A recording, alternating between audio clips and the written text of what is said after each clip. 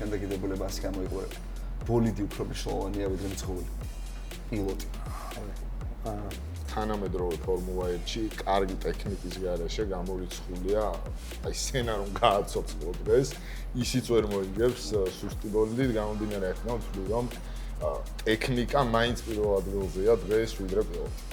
წლევანდელი Red Bull-ით რო ავიღოთ Verstappen-ის გარდა, ეძება ერთიც ვერ მოეკო წლევანდელი სეზონი. და შემდგომ უკვე მეტოქე გუნდმა დაუშვა ძალიან ბევრი შეცდომა, Max არ ვაკნინებდა ვამბობ კიდეც რომ თავისი პრესინგიდან გამომდინარე თავის პროფესიონალობის გამო. ეს ხო საერთოდ წუთია უკავად, რა, მაშინ ასო ალაპარაკეთ, მოდი. ხო და ან პროფესიონალიზმი ბოლორ ბოლები რო აიღო და დათვალო. ბოლორ ვარ ბოლა, ბოლო 7 რბოლა, ბოლო 6 რბოლა, ანუ სხვადასხვა იმები თლიან ეს გულშემატკივრები და ხან პიასტრი და მაქსია პირველ მეორე, ხან ნორისი და მაქსია პირველ მეორე, ხან ჰამილტონი და მაქსი, ხან რასელი და ოღონდ სულ მაქსია მეორე, მესამე პირველი, მეორე, მესამე.